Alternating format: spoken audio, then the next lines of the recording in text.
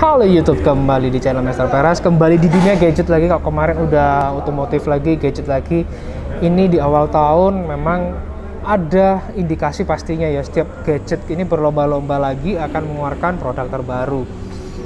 Dan ini memang si Samsung nih, nah ini kita akan pembahasan si Samsung terlebih dahulu. Samsung memang berencana nih, udah tercium aromanya generasi Samsung S Galaxy S22 akan muncul.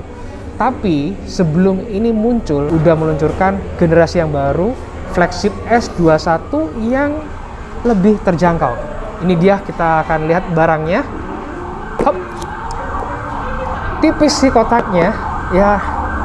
Ini dia Samsung Galaxy S21 FE 5G.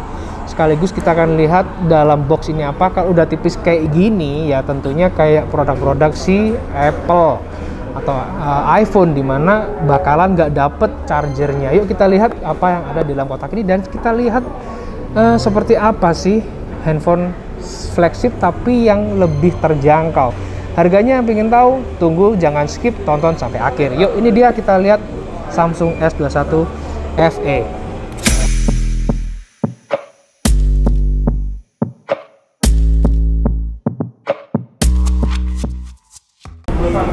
Oke, kita coba lihat. Ini udah ke unboxing duluan sih benernya. Cuman kita mau lihatin lagi dapatnya apa. Ya kan, dari handphonenya itu sendiri.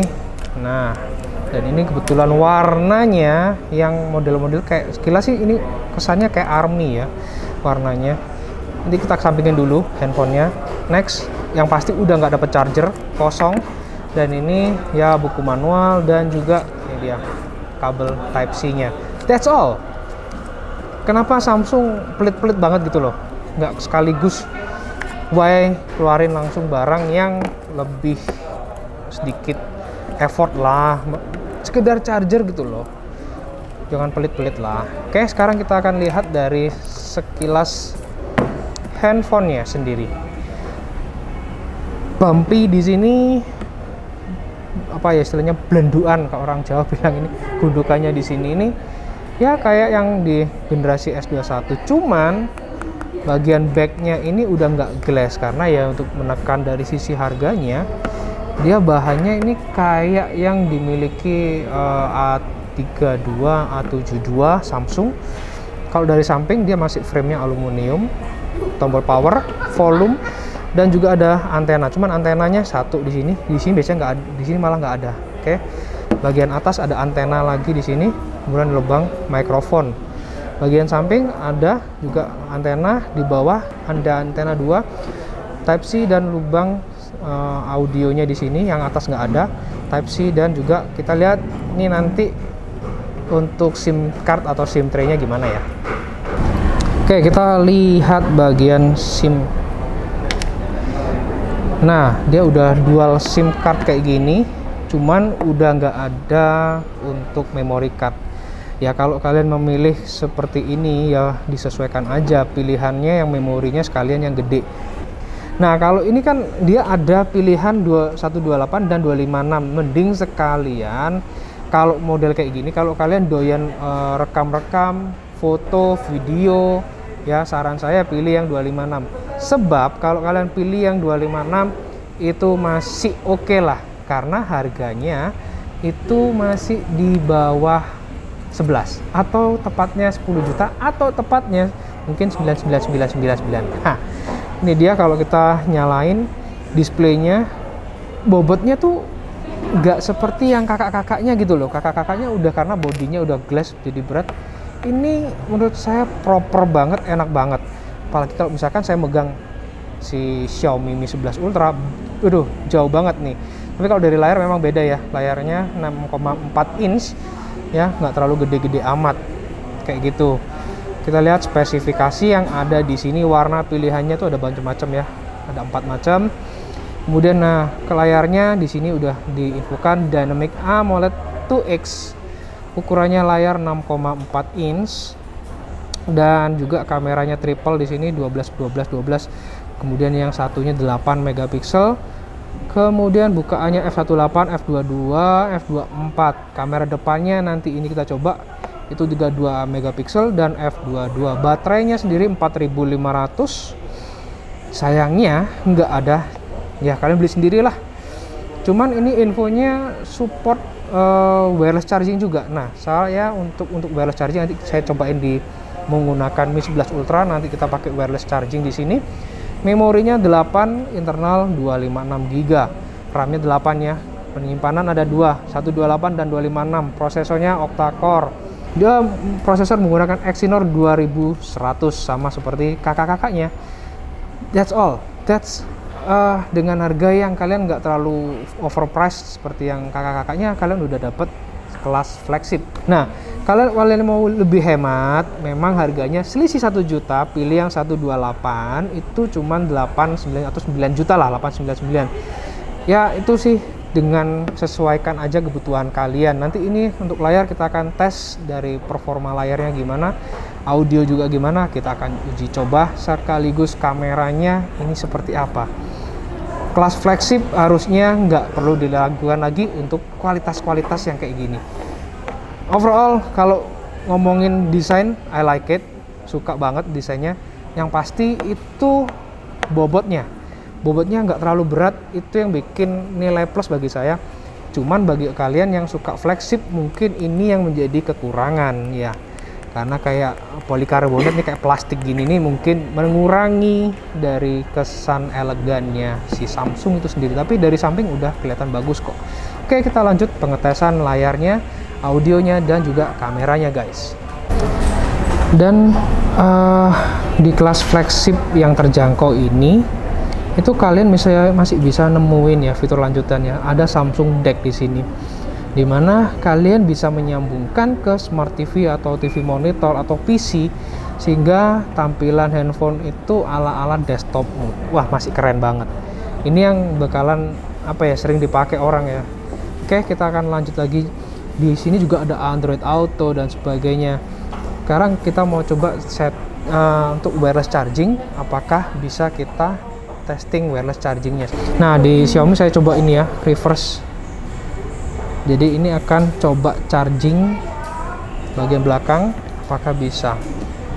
Boom, udah support wireless charging, NFC, koneksi nirkabel udah lengkap. Dan ini karena menggunakan Exynos 2100 yang terkenal panas, ini belum saya pakai untuk testing macam-macam, belum main game ya. Ini bagian belakang udah terasa mulai hangat. Ini saya ngerekam dulu 4K 60 fps ya. Kemudian kita mau lihat rendering dia berapa lama untuk 4K 60 fps dengan durasi 60 detik atau 1 menit. And then sekarang kita mau cobain rendering dengan menggunakan Power Director. Kita tes saja. Oke. Izinkan. Kemudian kita pilih yang kamera 4K di sini, boom. Ini lain kali aja. Jadi resolusi ini resolusi 4K nggak dikompres tadi. Kalau tadi pilihannya kita kompres ya. Oke, sudah. Sekarang kita mau lihat, simpan di sini. Ini yang ultra 4K ya. Pengaturan frame rate-nya kita bikin 60 fps, kemudian bitrate-nya tinggi. Nah, ini semua udah 1, 2, 3.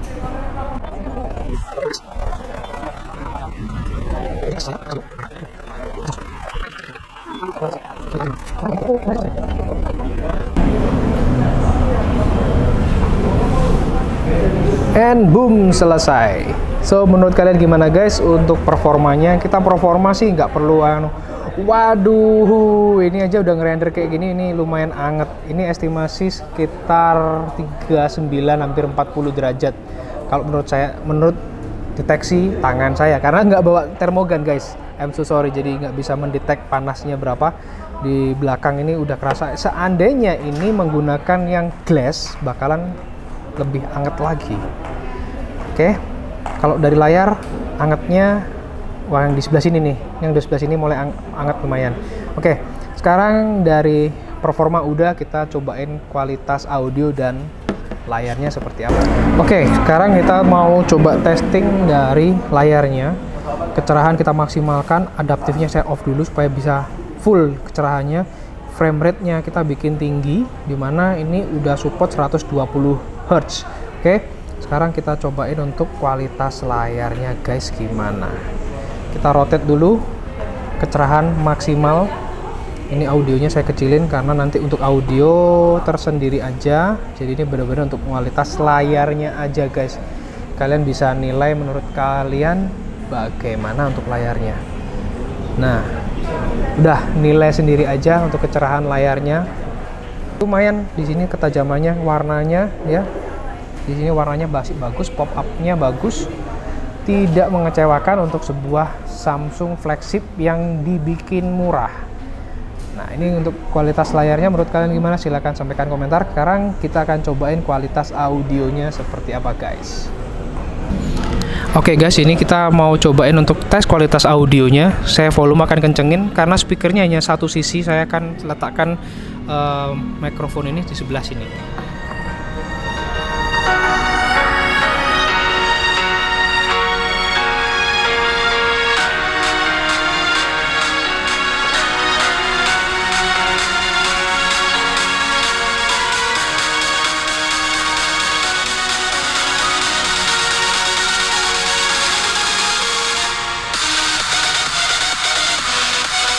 Dan ini mau sebagai perbandingan aja sedikit ya, perbandingan sedikit ini dengan musik yang sama ini di Mi 11 Ultra. Kalian bisa dapat gambaran lah kualitas audionya kayak gimana. Volume ini segini nih, segini ya, nggak saya maksimalin.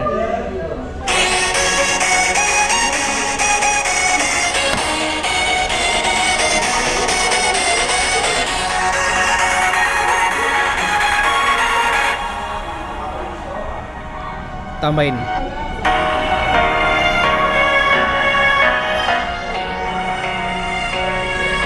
Oke.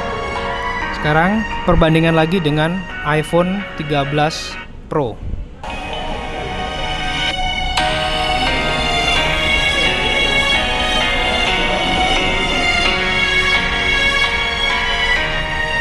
Ini udah maksimal juga.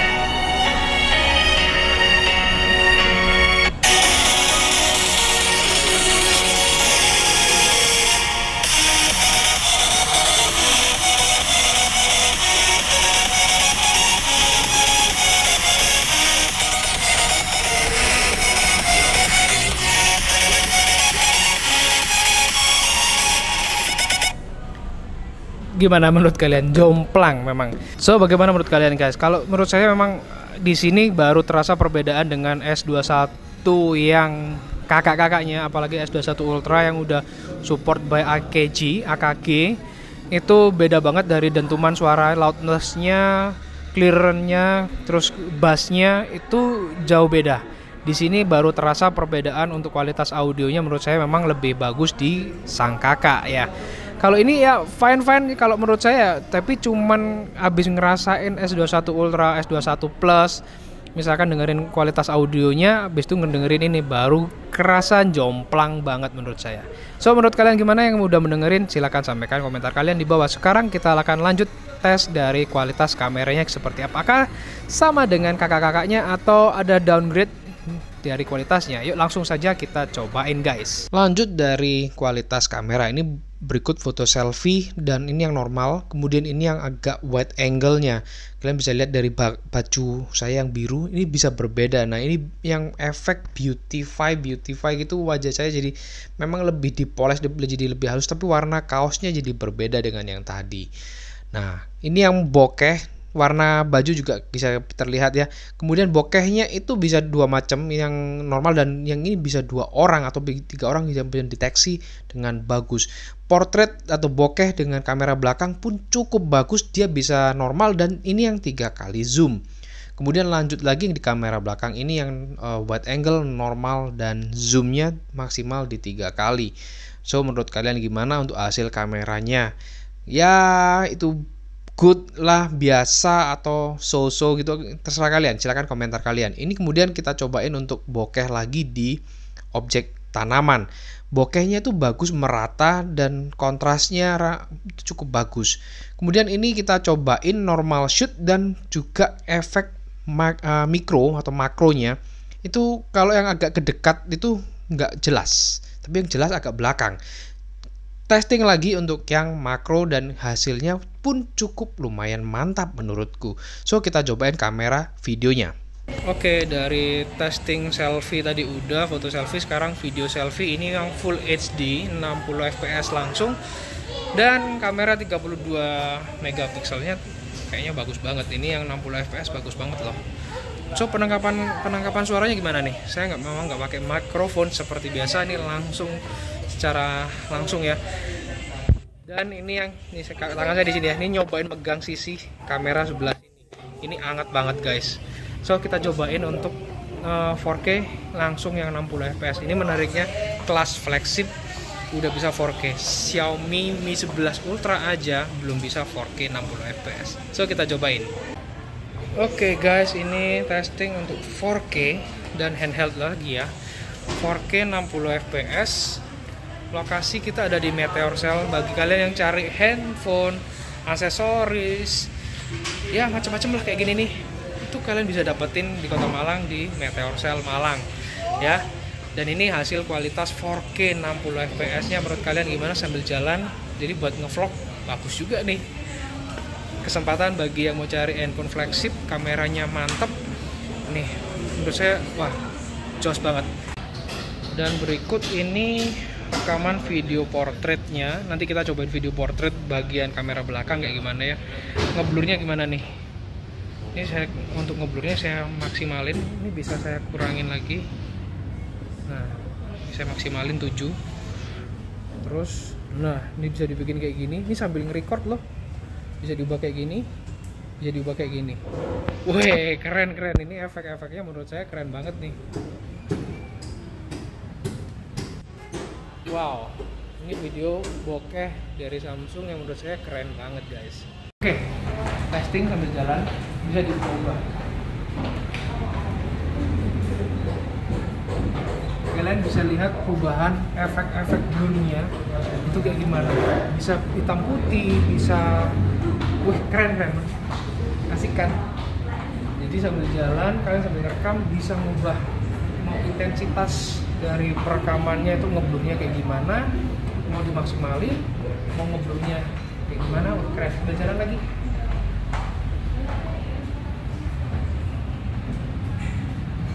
Keren banget kan? Ini perekaman untuk misalkan kalian pingin yang bisa wide angle. Ternyata guys, wide angle-nya itu hanya ada di yang 30 fps. Nah, full HD 30 fps baru kita bisa wide angle normal dan 3 kali zoom.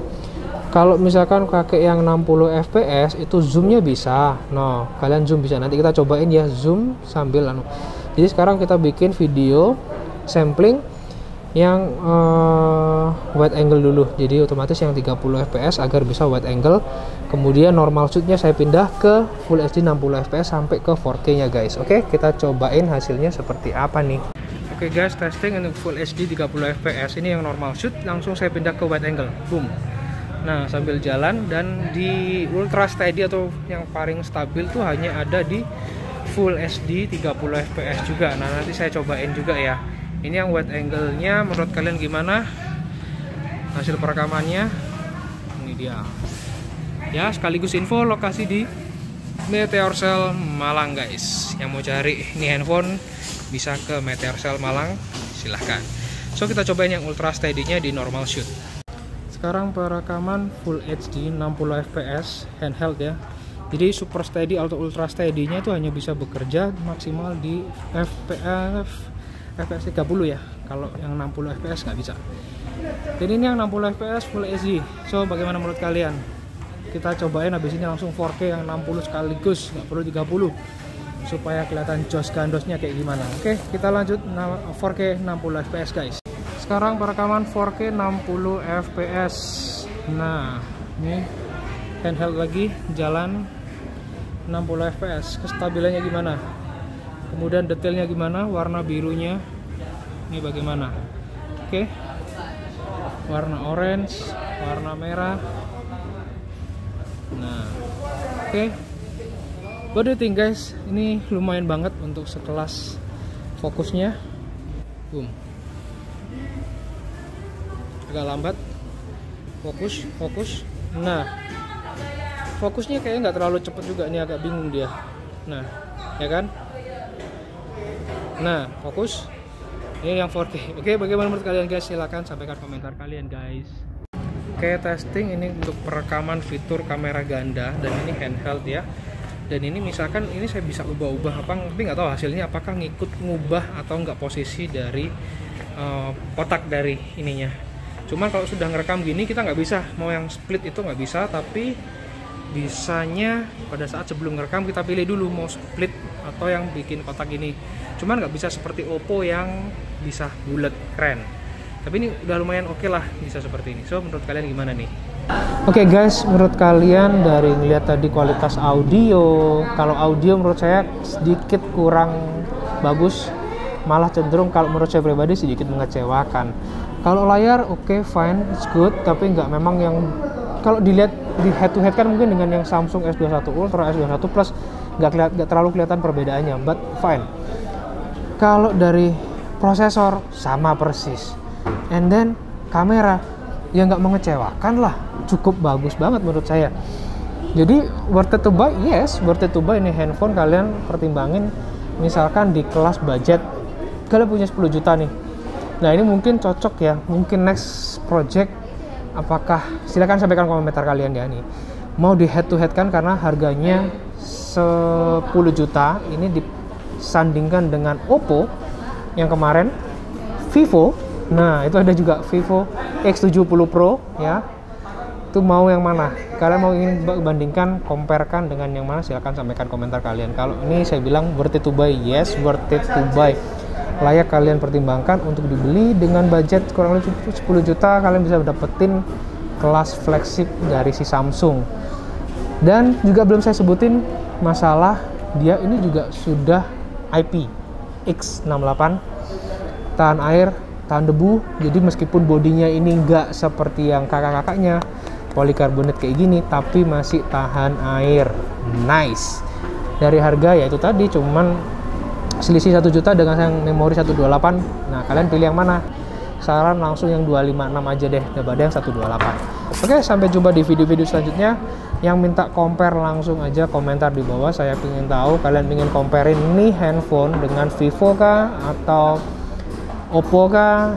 Silahkan komentar dulu deh, karena asalkan dengan budget yang sama ya kak, 10 jutaan sampai 11 jutaan, ingin nih handphone di compare dengan apa? Silahkan sampaikan komentar di bawah. Oke, sampai jumpa and bye bye guys.